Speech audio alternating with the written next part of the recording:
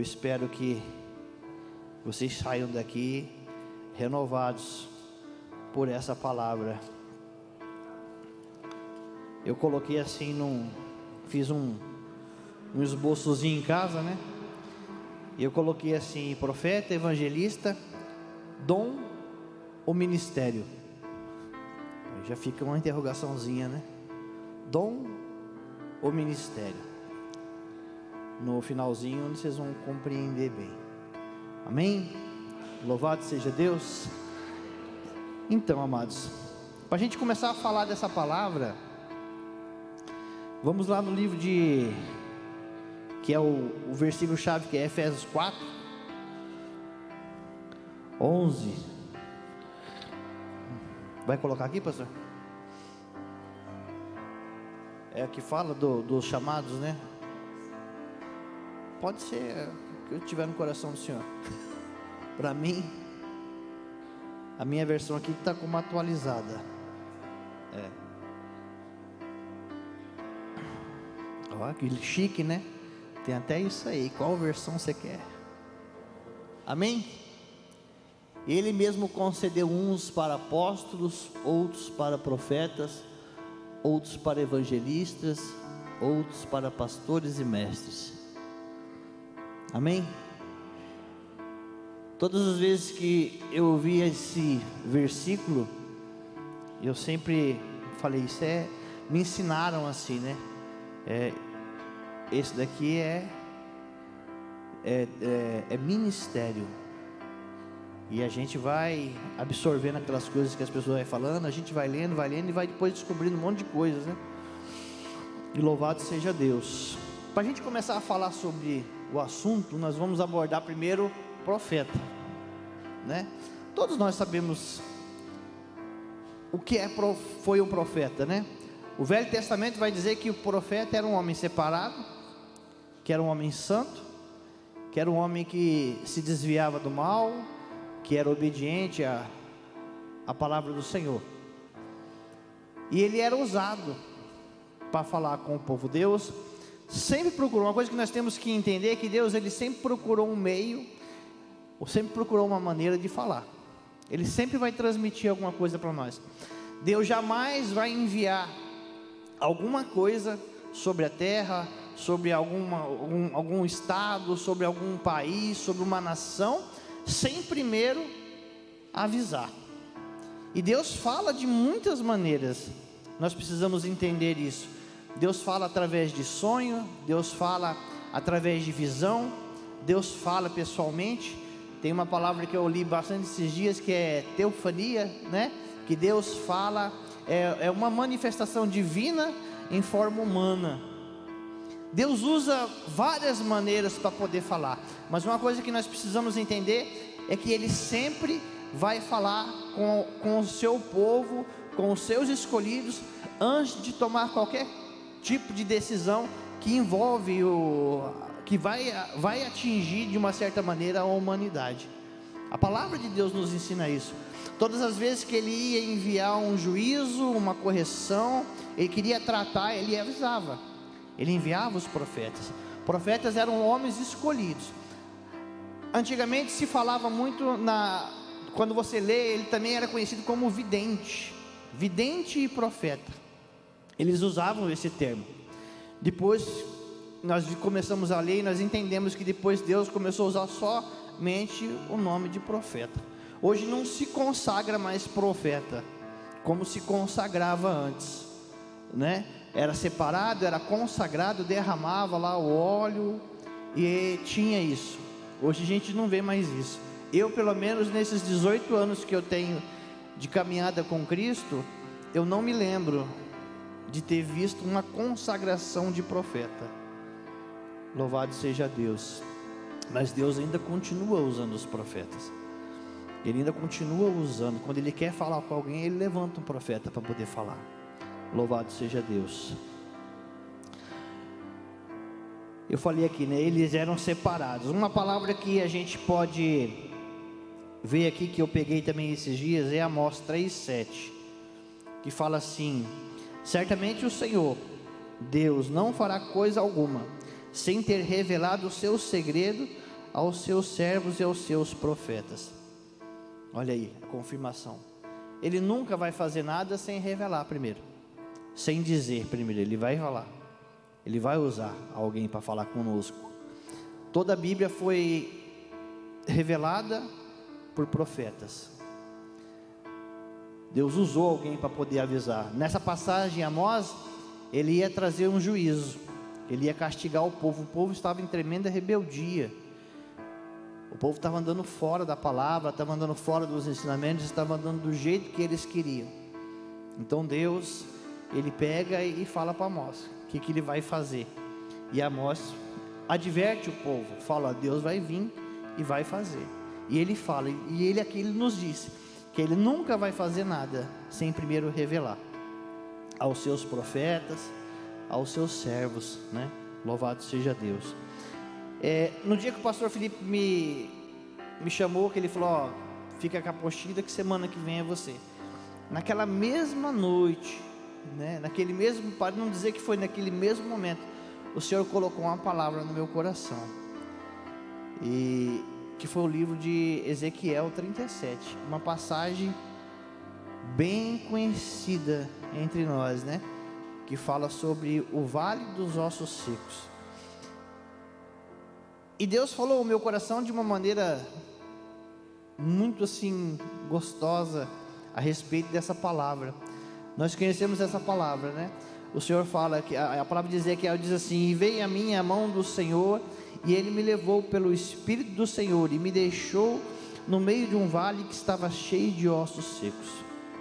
Ele me fez andar ao redor deles, e eu pude ver, eram muitos numerosos, o vale dos ossos secos, e os ossos estavam sequíssimos. Então me perguntou: filho do homem, será que esses ossos podem reviver? Respondi: Senhor Deus, tu sabes. Então ele me disse: profetiza a estes ossos e diga: ossos secos, ouçam a palavra do Senhor. Profetize a esses ossos secos. E eu fiquei pensando nessa palavra, como o Senhor falou comigo naquele dia, e eu fiquei pensando nela todos esses dias.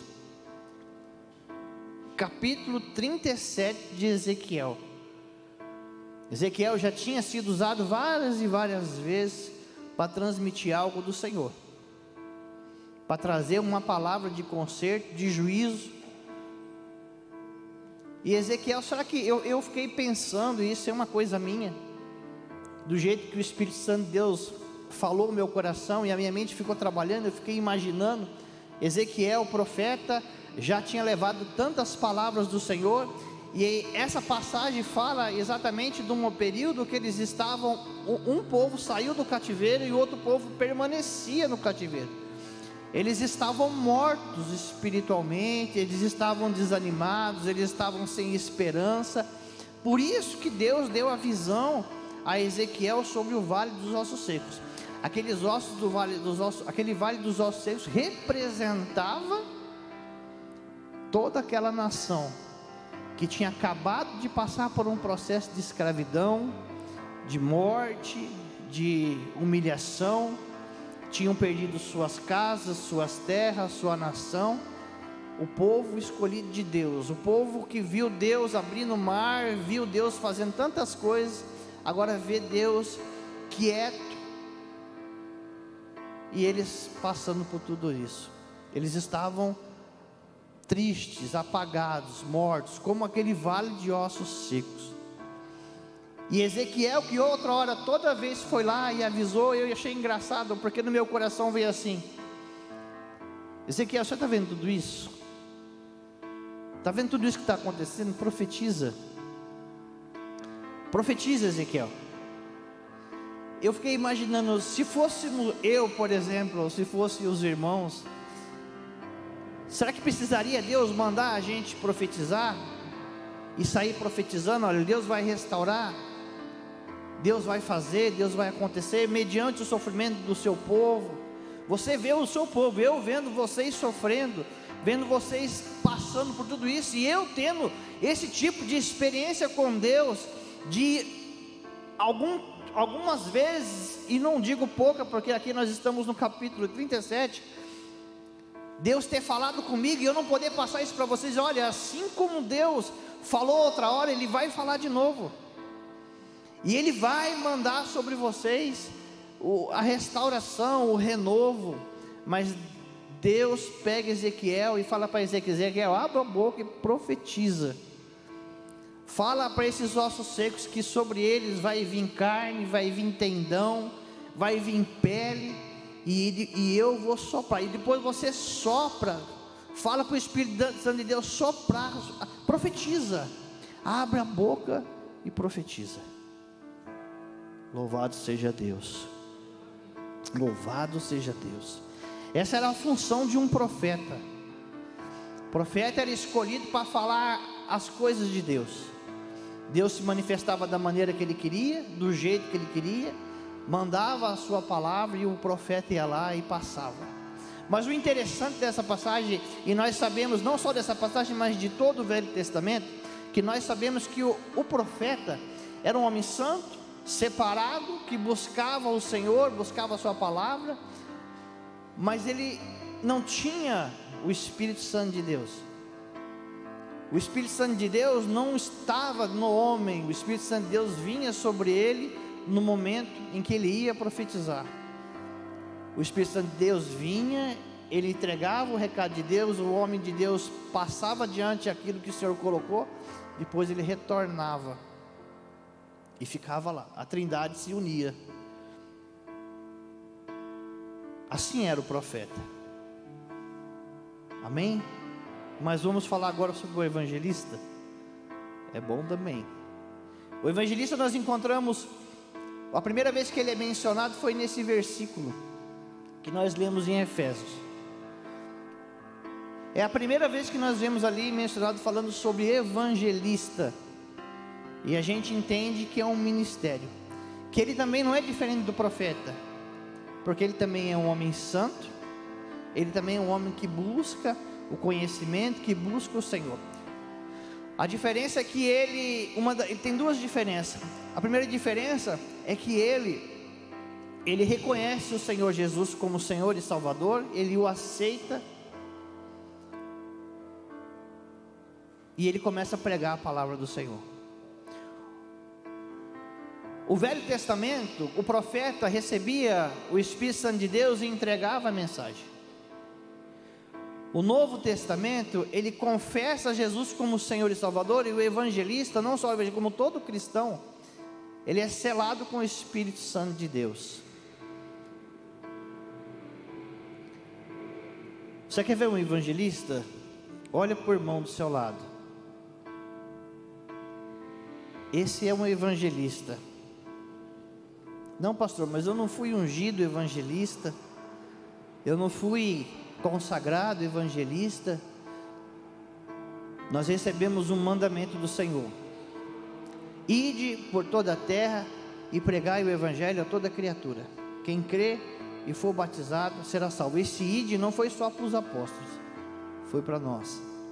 Nós somos evangelistas. Quando nós aceitamos o Senhor Jesus como nosso Senhor e Salvador, nós aceitamos a sua palavra, nós aceitamos os seus evangelhos, os seus ensinamentos.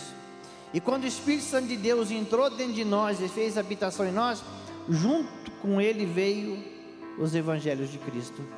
Junto com ele veio o ide, veio pregar, veio anunciar as boas novas. Nós fomos chamados para anunciar as boas novas. Todos são profetas? Não, todos somos evangelistas. O evangelista é maior do que o profeta? Não, o evangelista é igual ao profeta. A diferença é que antes se usava daquele jeito, e hoje o Senhor usa desse jeito. Todos nós fomos chamados para pregar o evangelho de Cristo. Todos nós fomos chamados para andar de acordo com essa palavra. Livro de Hebreus capítulo 1 também vai dizer para nós o seguinte: que outra hora, tendo Deus falado através dos seus profetas, nesses últimos dias o Senhor tem nos falado através do seu Filho. Tudo que o Senhor precisa falar para a gente está aqui dentro.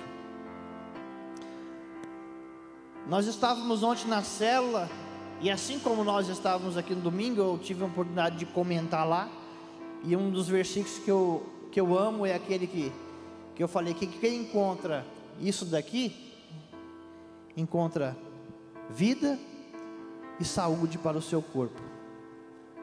Mas é preciso eu acreditar que essa palavra é a palavra de Deus, e que isso aqui saiu da boca de Deus, através de um profeta ou através de um evangelista, mas saiu da boca de Deus. Nada que está aqui saiu do coração do homem, saiu do profeta, da boca do profeta ou da boca do evangelista, somente do coração dele. Saiu da boca de Deus para o coração do evangelista e veio para dentro da Bíblia para nós. Louvado e engrandecido seja Deus. É mais ou menos assim a diferença entre o profeta e o evangelista. Mas e agora? É dom ou é ministério? Eu fui ministrado através disso. É dom ou é ministério? Esses dois dons, são dois dons ou são dons ministérios? Deixa eu tentar explicar para vocês do jeito que entrou no meu coração. Eu sou pastor, sim ou não? Eu fui ungido, foi derramado o azeite sobre minha vida, eu fui consagrado. Pastor, eu já pastoreei a igreja. Hoje eu não pastoreio mais. Hoje eu participo da IBAV, eu estou junto, eu participo de alguns ministérios. Seria mais ou menos assim. Vou colocar outro exemplo. A Cat, ela tem o dom de louvar, né? É um dom ou não? Sim ou não? Ela louva ao Senhor. Se ela somente louvar ao Senhor na casa dela, se ela somente louvar ao Senhor no trabalho dela, se ela tão somente louvar ao Senhor na rua, é só um dom. Mas se ela aplicar isso na igreja, se ela aplicar isso na obra de Deus, se ela aplicar isso no seu dia a dia, para poder impactar as pessoas através daquele dom, ele deixa de ser dom. Ele não deixa de ser dom, corrigindo. Ele não apenas será dom, mas ele se torna ministério. É exatamente dessa forma. Eu sou pastor. Se eu fui ungido, fui consagrado, fui separado. Se eu não fizer nada, se eu não pregar a palavra, se eu não subir aqui e não transmitir para você, se eu não aconselhar, se eu não orar por você, é apenas um dom. Mas se eu exercer esse dom, você me chamou, eu estou junto, eu estou aqui, vamos lá pregar, eu venho e eu prego, e eu venho e faço as coisas, ele é ministério. Exercendo o meu ministério pastoral. Assim como você foi chamado, entenda a profundidade disso. O Senhor Jesus falou: ide e pregai o evangelho a toda criatura, quem crê em mim e for batizado será salvo. Foi uma mensagem lançada para os discípulos e lançada para nós, através da sua palavra, porque a palavra de Deus ela é viva e eficaz. O efeito que ela tinha há 4.000 anos atrás, há 3.000 anos atrás, é o mesmo efeito que ela tem hoje. Você tem um dom, o dom de evangelismo, de pregar, de ministrar a palavra. Ah, pastor, eu não me vejo pregando em cima do altar. Pregue na rua. Transforme esse dom em ministério. Transforme o seu dom em ministério. Transforme o seu dom em ministério. Porque as pessoas estão precisando. As pessoas aí fora estão precisando. Tem uma passagem, eu não me lembro qual é o capítulo. Timóteo. E ele fala: desperta ou reaviva o dom que há em ti, pela imposição de mãos. Ele está dizendo: eu te separei, eu coloquei a minha mão, eu te consagrei, eu te separei para a boa obra, foi derramado sobre você um dom, agora reaviva. Eu não sei se ele estava parado, eu sei que foi um sacode. Reaviva o dom que há em ti. se você sabe qual é o seu dom, se você já foi buscar isso, se já foi falado para você que você tem um dom, vá atrás. Por essa razão, venho lembrar-lhes que reavive o dom de Deus, que está em você pela imposição das minhas mãos. Ele foi separado também para fazer a obra. Mas Paulo manda avisar aí, ó, reaviva. Por que reaviva? Se é reaviva, é porque estava morto, porque estava parado. Se é para reavivar, é porque estava parado, estava morto, precisava ressuscitar. Ezequiel 37 que nós lemos. Profetiza Ezequiel: o povo está morto espiritualmente, o povo está sem esperança, o povo não está conseguindo enxergar a luz no fim do túnel. Vai lá e seja a luz no fim do túnel. Reaviva esse povo, profetiza, abra a sua boca e profetiza. Louvado seja Deus. É isso que eu quero. Eu não tenho muito assim, não quero me alongar muito hoje, queridos. Eu quero orar, porque nós estamos num culto de oração, e a oportunidade hoje é da gente profetizar. A oportunidade que nós temos hoje é de reavivar o dom que há em ti. Qual é o dom que há em ti? Vamos reavivar esse dom? Vamos, porque as pessoas estão precisando que o meu dom e o seu dom esteja reativado, reavivado. Que você seja uma potência na mão de Deus. Que você seja canal de bênção. Eu sempre falo isso, irmão. Eu quero ser canal de bênção. Canal de bênção. Hoje nós vamos fazer, na verdade nós iríamos fazer 4 períodos de oração, né, com propósito. Mas a nossa irmã, ela nos deu uma desfalcada. Não sei se o Fulvio vai levantar outra pessoa para estar orando no lugar dela. E nós vamos clamar ao Senhor. Nós vamos orar por salvação, por cura, por libertação. Nós vamos orar por esses alvos, amados. E depois nós vamos chamar aqui, né? Eu vou chamar aqui o pastor Felipe, vou chamar aqui o Bi, vou chamar o Fulvio, a Kéria. Nós vamos ficar aqui na frente clamando, orando. E quem tiver sentindo no coração e precisa de uma oração específica, olha, eu queria uma imposição de mãos, nós vamos orar.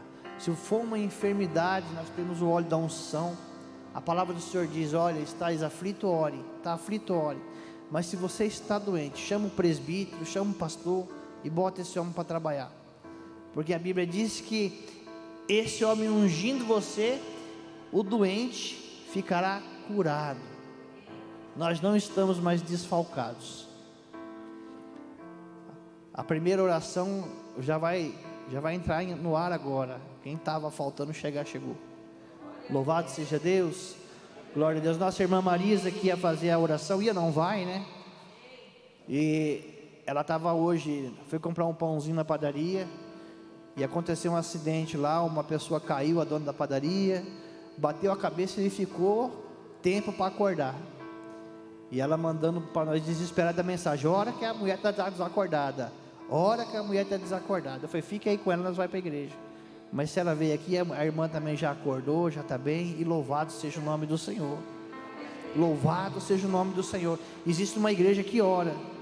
Existem pessoas que oram e pagam o preço em oração. Eu não sou a melhor pessoa indicada para falar isso. Dos grupos de intercessão, eu sou o que menos participa, mas eu oro também, amados.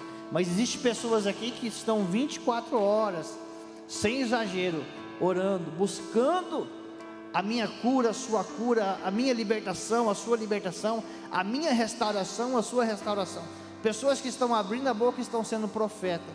Pessoas que estão abrindo a boca estão sendo evangelistas, pregando a palavra de Deus, estão intercedendo. Amém? Glória a Deus. Vamos orar? Vamos? Então vamos nos colocar de pé para orar. Eu quero fazer uma oração rápida também.